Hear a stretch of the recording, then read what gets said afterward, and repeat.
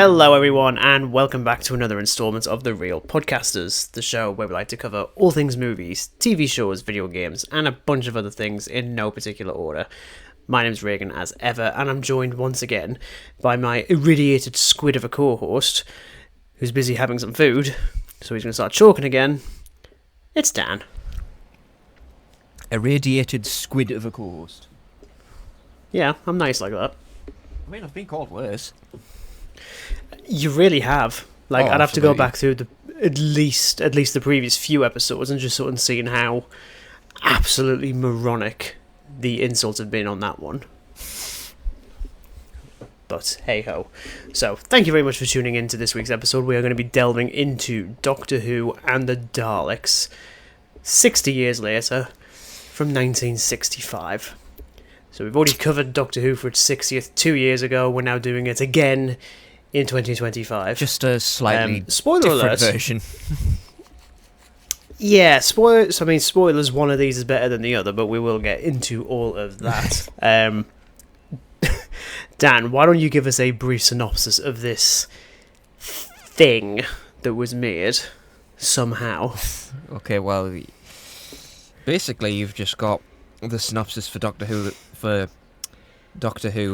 and the Daleks, but this time it's with Peter Cushing, and there's a bit of a change with it that he's not actually an alien Time Lord, he is a human, so he sets out to Scarrow in his man-made time machine with his companions to realise there's two factions that inhabit this horribly radiated planet, the Daleks and the Thals, and yeah, basically very parallel plot.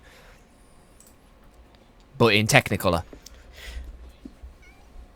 Yes, that's very much the selling point with this one. I really should have just started with it's Doctor Who and the Daleks in colour. Yeah, that's what I should have really started with.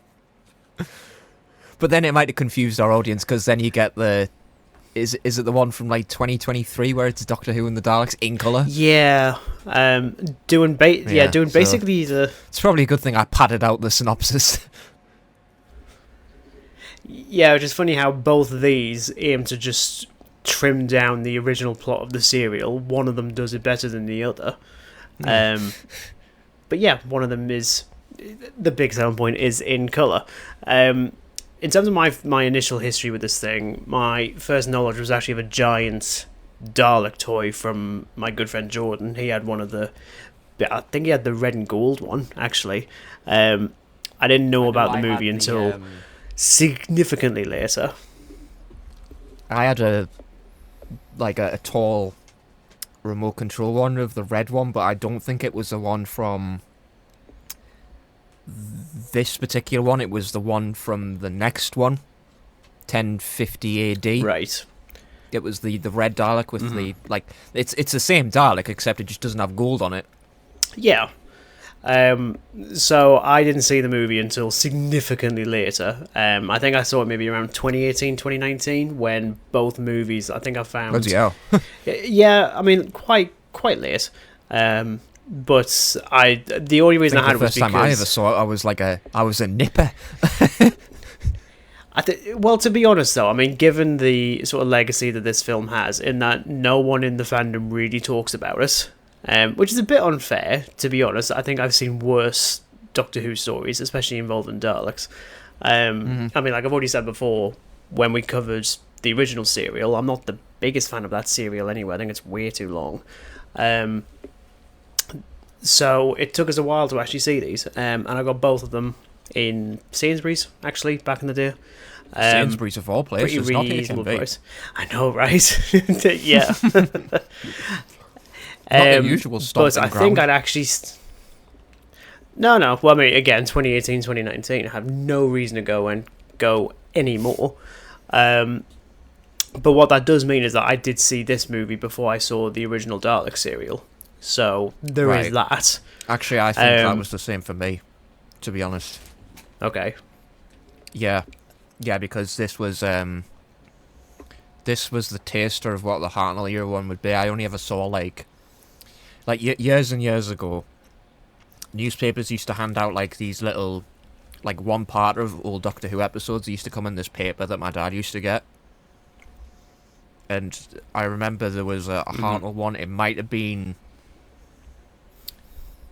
the first Dalek one or another Dalek one a bit later down the line, but I know I watched like them for all kinds of Doctors.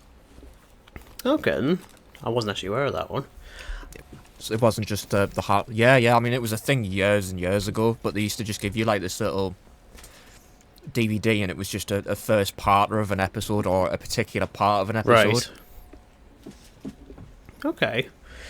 So I got to Peter Cushing's version over Hartnell's one. So I suppose in a way it kind of gave me a bit of a downgrade, because obviously you've got this Technicolor and then you go back to black and white. You know, it's a bit like, oh, we're going back in time here. Yeah, it's a weird thing. I mean, like, we'll get into like the sort of like production design sort of thing in a bit, but it's fascinating seeing whether it's like the TV, well, the videotape version of 1963, or you've got 35mm film and in colour for 1965. There's not really much of a debate as to which one looks nicer, frankly. I think for me, the biggest question I had was, why the hell does this thing even exist? And in the style that it does. So, one word, Dalek Mania. That was a big thing after 1963. The Daleks very much just kind of took over the TV screens, frankly, in a way that I think even the show was not expecting to happen. So there was a couple of producers, Milton Subotsky and Joe Vagoda, who saw a lucrative opportunity to try and capitalise on the craze, because they wanted to push for the Technicolor sort of thing that was going around, and they thought, well, if we do this... Well, yeah, capitalise on the 60s Technicolor. Exactly, yes. The interesting thing with it, though, is, of course, who owns the rights? Because, I mean, we've spoken about it. I mean, we probably spoke about it when we covered most of the revived era a couple of years ago. I think we briefly sort of touched upon it, like the adaptation of it, and then I think we kind of mentioned whether we would make it an episode or not. And look at us now. And look at us now. So Terry Nation was the writer who created the Daleks and the original serial. So the way it worked back then is that he owned the rights to that, but there were certain aspects he didn't own the rights to. That being the TARDIS console room being the way it was, and the idea of the story being about an alien who does a bit of time travelling. So they can adapt the serial, but they can't use very specific aspects of it. I was going to say, it's very, very specific things. Like, it's near parallel, but it's just, you've took some of the key changes out of it. Like, obviously with, like, you know, William Hartnell being an alien Time Lord, and Peter Cushing's version he's just some old bloke who's managed to create a time machine. Like, just your average bloke in London who's made this time machine. Which I suppose that debut episode that Hartnell did, An Unearthly Child, do you get the glimpse that he's an alien in that episode, or is it a bit further down the line when you realise he's actually an alien? Yeah, well, I mean, like, he makes reference of being cut off from his own planet. I'm sure there was a point recently when Stephen Moffat was trying to claim that, well, he's never actually said that he's an alien. He's like, well, he has, on many occasions. So obviously with the big changes, you've got Doctor Who instead of just the Doctor, which is spelled D-R Who. Yeah, as in the way that you should never spell the show. Like, I remember Tennant going absolutely ballistic at that. At one point, he was like, no, it's just Doctor the word, not Doctor the abbreviation. In this case, he's a human. The Doctor Who will see you now. Exactly, yes. His surname is actually Who, and his first name is Doctor. Like, come on. And he's still human? Are you sure about that one? But anyway, yeah, so he has two granddaughters. Doctor Who. Exactly. So he has two granddaughters this time. He still has Susan, but there's also Barbara. Ian is Barbara's bumbling idiot of a boyfriend. So there's not really any changes there, to be honest. He's identical. I kind of forgot how, like, bumbling of a buffoon he really is. Yeah. Because that's things, I mean, even when we were delving into a few of the extra classic sort of serials, and he does get better. It's just in the Daleks, he's just an idiot. Yes. So, so if you're going to adapt it, you have to make it faithful. He's not just an idiot, he's just a plain dumb idiot. Yeah. So, Doctor Who invents a time machine called TARDIS, not the TARDIS. Kind of have the in it, apparently. You can still have it be a blue police box, but the inside is now just like a conventional science lab looking thing, which is sad to look at. I really like it, actually. Okay. I think it's just it's I so don't know, weird. Maybe it's just because I got this adaptation first, and maybe I just like it. I kind of like the messy science lab look. I suppose you could argue that if it's going to be made by a human, it should look quite messy. So actually, it does kind of work in universe. It's still bigger on the inside, and it's still a blue police box. But like I say, it's a science lab, and none of the sound effects are the same anymore. So we can't use any of them, which is a real shame because it's weird when it just vanishes and it's just like whoop. It's like it's very low key, to be honest. It's actually got a very advanced sort of landing sound. It's just so silent. Yeah. Skaro isn't the actually TARDIS, but the stealth model TARDIS. Exactly, it's like that. Skaro isn't named, but it is confirmed in the sequel that the planet that they do land on is Skaro. So they do keep that from the original show. But otherwise, it is a completely different canon. Yeah, probably for the best. Especially when you get into, I think, the biggest elephant in the room, and that is Peter Cushing as Doctor Who. What do you think of him before I start saying anything? Right, well, that's sounding really negative. Again, already. It was a first sort of instance of Peter Cushing. I got onto a lot of his other works later down the line when I got into horror, so a lot of Hammer horror stuff he's probably more notable for over this. When you've got like the Dracula films, which he's highly known for, whereas if you sort of put this and a Dracula film side by side, most people are probably going to recognise him for the Dracula film over Doctor Who. Yeah. But I think he plays the grandfatherly role really well. Okay. To be honest, I don't know how you feel about it. It's one of those weird things where he's solid, but this is by no means his best performance at all. Yeah. I mean, we'll get onto his own personal thoughts about the movie later, or severe lack thereof, actually. Like, he's still got the eccentricities down to a T, very much in the same vein as Hartnell, but he's nowhere near as, like, grumpy or dark at all. Yeah, he's just a lot. Well, I was looking at like this comparison between the two, and he's a bit more jolly and stuff like that. He's a bit more adventurous. Yeah. Whereas Hartnell's just, well, he's the definition of like a grumpy old man, isn't he? Basically, yeah. I think for me, it felt like a more commercial take on the Doctor in a sense, which isn't necessarily a bad thing. Especially because there's not a whole lot you can do from the original serial without the BBC clawing at your neck thinking, you can't actually be doing that, thank you very much, that's ours. Yeah, I was going to say. Because I'm pretty sure if they did it as you say, if they did it in the way that Hartnell did, the BBC would probably be like, you can't do that. Yeah. Saying that though, I do really like the outfit. I think that's actually a really cool look. The outfit's great. I think it works really well. It's the kind of thing where this feels like a work for hire sort of job for Cushing, which in fairness it probably was. Yeah.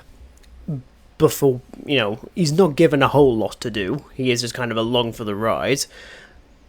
But in general, I think he's fine. It's just it's just kind of weird saying that about someone like Peter Cushing, who is like an absolute legend, and here's a role where he's like, I was here for a couple of weeks. Yeah. It was nice. I got paid. But then you've got... I was a doctor. I got paid. Yeah, exactly.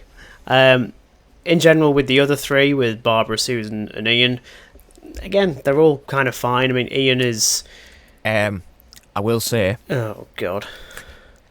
Oh, no. Much prefer this version of Susan over the other version of Susan. Oh, Jesus. Yeah, honestly, it's so much better. Like, good grief. Like, at least this Susan actually, like, is brave and doesn't just scream at everything.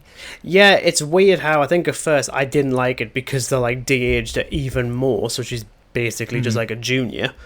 But to be honest, I think that's really good, and I like that sort of dynamic between her and her grandfather, we'll say, as opposed to Doctor Who.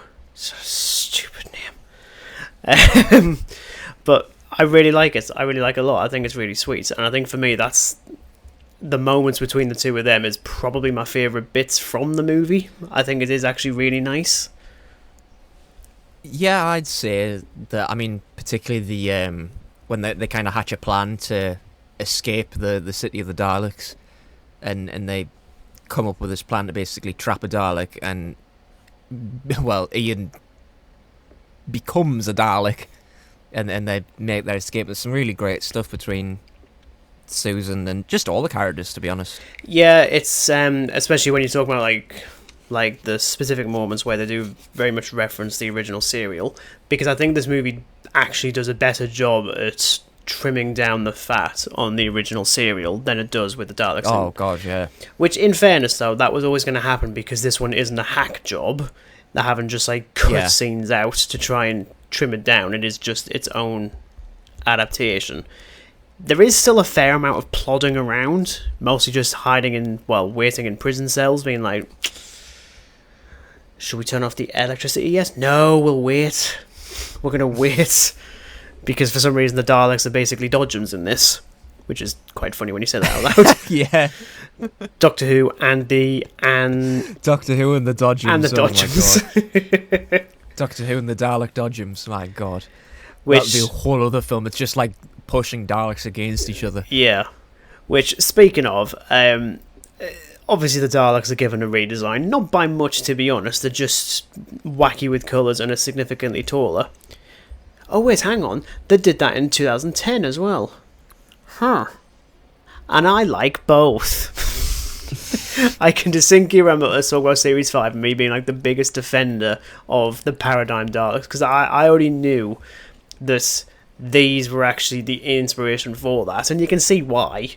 I mean, it's not a completely new design though, because I mean, no, it's not really. It's I mean, just I know you haven't watched like a load of like classic era Doctor Who of like all the eras, but there's a particular model of a Supreme Dalek where it is built a lot like the ones you see in this, with the really tall sort of platform. Yeah. I mean that's been a thing in the classic era for a while. Like always like a big towering Dalek. Yeah, so it's really no wonder they came with the Paradigm Daleks later on. Well, I do really like the design actually. Yeah, it's the same sort of logic. I mean, I know I'm jumping over to the Paradigm ones, but I always liked how, especially more recently when Billy Piper was talking about how the bronze Daleks were specifically designed to fit her height, and I feel like that the Paradigm Daleks were designed to fit Karen Gillan's height, because she is significantly taller, even though she never faces that particular Dalek once, which is quite funny. Yeah. But no, I do really like the Daleks here. I mean, they are pretty faithful, save for the fire extinguisher. I think the only downfall they have is just it's just a little bit less intimidating, I think, because they're very vibrant. I don't think it's as bad with the Dalek controller, with him being black and gold and stuff like that. You can tell there's like this hierarchy, because then you've got the red one, which I guess is like the second in command. And I think they do it. I mean, jump into the sequel. I'm sure they have like 3 of them. You've got like this gold one, the black and gold one, and then a red one. Mm-hmm. But in this one, there's just the 2 of them. Yeah. Although I'm sure there's a silver and blue one that does pop up as a nice little reference to the original, which I really liked. Yeah, I think that's actually the sequel. Oh, okay. I'm because they have the silver and blue. Yeah. They're like the default ones, whereas these ones are the more colourful versions. So I think that's a nod to the original design. To be honest, though, I don't mind them being quite colourful. I don't think it's I don't think it takes you've anything got to away make from them it. stand out, don't you? Yeah, exactly. Especially for the excuse of it being in colour, you might as well use it to its fullest. And like I say, Yeah.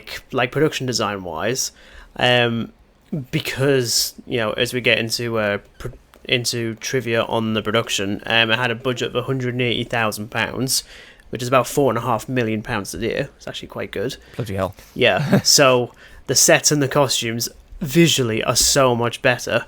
Save for the Thals, Yeah. they still look stupid, to be completely honest. Yeah, I was about to say the only thing that hasn't really changed is the Thal outfit. It's just, you know what it reminded me of, actually? Oh, God. I'm going to hate this, aren't I? How, in primary school, did you ever have, like, the pantomimes? Obviously. Yeah, like, they just remind me of, like, a pantomime performance. It does remind me of, I'm sure in secondary school, I think one of the shows they put on, which I think I only saw bits of, was doing Return to the Forbidden Planet. And I wouldn't be shocked if there was a few of those costumes that look exactly like like these, because it's the same time period. They kind of just they give off like a Star Trek vibe. I don't know what it is about it. I just don't like it. But then again, I wasn't a fan of the Thals in the original serial either. They're just not that interesting. They're just a bit dull. Oh yeah, I mean they got better. Yeah, they got better. Absolutely. So there were 8 Daleks made for the film, costing £350 each, about £8,500 a day. Obviously, the big difference was they replaced the plunger with a mechanical claw, which I didn't clock this until I thought about it more. Did you watch? I'm sure we talked about it when we spoke about the 60th anniversary. Did you watch the Children in Need special with the with the 14th Doctor facing a Dalek? Yeah. I am convinced, especially with the first version of the Dalek that you see, and it has a mechanical claw, and then it's completely torn off and put on with the plunger instead. I feel like that's a nice little reference to this, because I do like like it with a claw. I think the claw's only ever been used like in these, and I think the only other time they've used something different on a Dalek has been with the special weapons Dalek that in Remembrance of the Daleks, where it's just a big ass gun.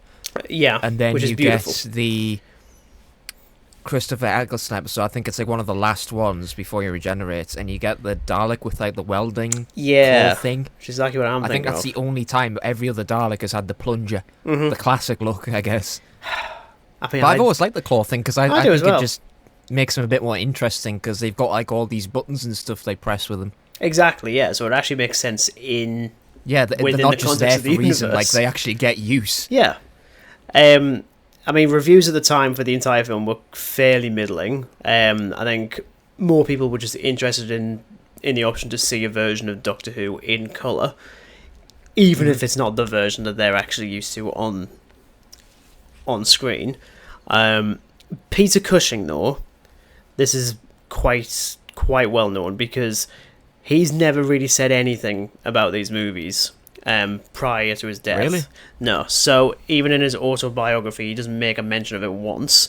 However, he did keep some newspaper clippings about the movies, but then he kind of did that for everything. So maybe there's like a little bit of nostalgia, but that does kind of prove it's interesting to me that he never really commented on it, considering that Doctor Who it's considerably big. Even by 60 standards, it was pretty damn big. Once again, I feel like it's like I said before, it was probably just like a work for hire sort of job for him. I mean, he. I mean, we'll talk about more because we'll discuss the sequel next year for its anniversary. But I do know that he only agreed to do the sequel if the actress playing Susan would come back. Because if she didn't, then he wasn't. So I thought that's actually really sweet. That's actually really nice. The one thing I do want to say, and this is the one I've been excited to talk about, is the canon of this movie. Because yes, this is a completely different universe. This does not exist in the Doctor Who universe. Yeah. However, that little writer that we've already referenced called Stephen the Moffat because he likes to mess with people. He penned the novelisation of The Day of the Doctor in 2018. And Right. it's an amazing read. It's so good.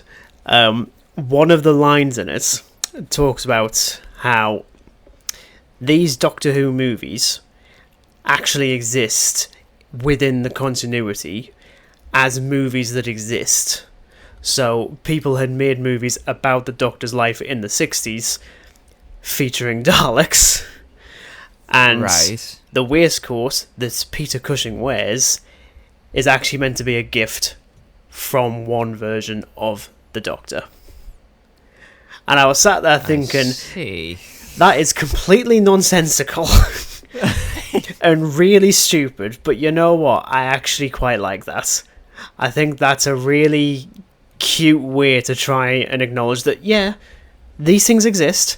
They did happen. There's not a lot of people that like them, but I mean, at the same time, I'm just picturing sort of like a board meeting featuring a version of the Doctor just being sat there in like complete madness as someone's describing. So we're going to do a film about your life. Could you get us a couple of Daleks? And he's like, no, but I'll give you a waistcoat. It's like, done. Let's see what I've got on. Oh, I've got a waistcoat. That'll do. Yeah, I just think as like an idea, I think that's actually really nice. That being said, it's only in the novelization. I've never acknowledged it in the actual show. Yeah, I was gonna say. But it's the closest I think Like we're ever the going to get. timeline got confusing enough with the canon, let alone the non-canon films. We don't need the extra confusion just yet. No, we don't. We really don't. Which is a shame because I do actually quite like that as an idea, especially because I get why people don't really talk about these movies. Because I mean, here's the thing: as we wrap up, this is fine. This is actually quite good. Yeah. It's not groundbreaking by any means of the imagination. I mean, Ian's definitely more comedic relief in this than he is in the other one. Excuse me, Mr. Dalek, would you care to walk on this rug? I could slap him, honestly. I really could. But then I could usually slap him on every other version, quite frankly. I mean, it's a much more simplified version. It's very, very safe. But at least it's not 150 minutes long, which I do not need in my life. Like, if I was going to choose over this and the original series, I'd say this just for trimming the fat off. Mm-hmm. Because it is a hell of a long time. I mean, a lot of his episodes just did not... But to be honest, I've watched, like, episodes from the Third Doctor era that don't need to be, like, 7 parts long. No, definitely not. It's just a continuous problem throughout the classic era that, the episodes are just... They go on and on and on to supposedly promote character development, but it's not because like there's an episode just dedicated to meandering through a radiated forest and like barely anything happens. I mean, like, there is still a section in this featuring a cave, which gave me flashbacks.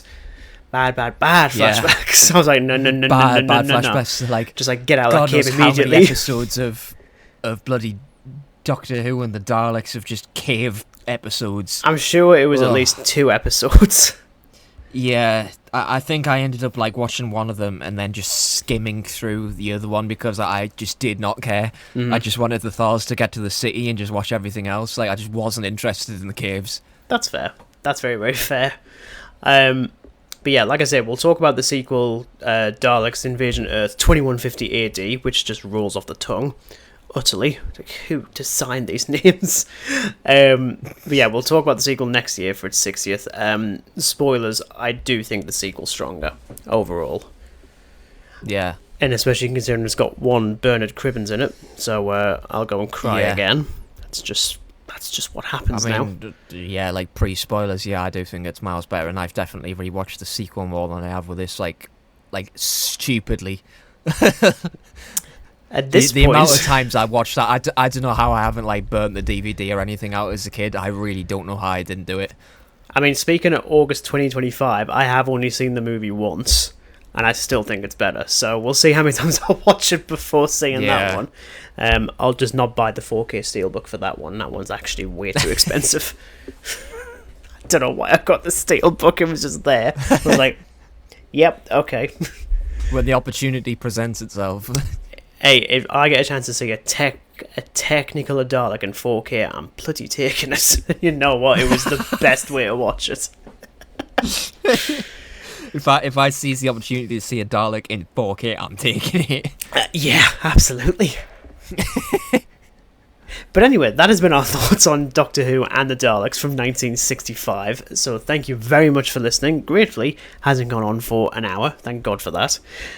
I know, right?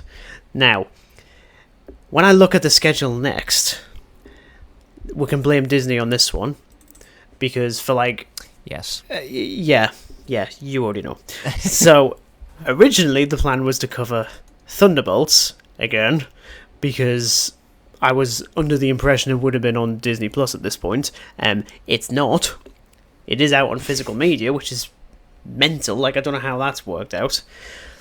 So yeah, we will... I always thought they'd have it on Disney Plus first, but hey ho. Yeah. So instead, we'll just move on to the next one that was on the list, which is doing a retrospective on one of the most important movies of all time, Jaws of Revenge. Yes, Wallace and Gromit: The Curse of the Whale. On that one. I really like how we both just took the absolute piss for that one. Yeah.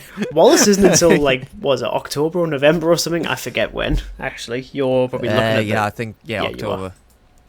That's good. I'm not actually looking at the schedule this time. It's just too far away.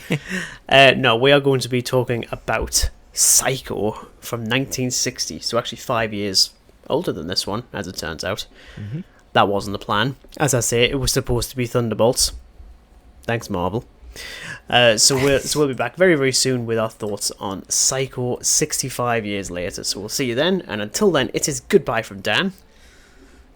Bye. And it's goodbye from me. Bye.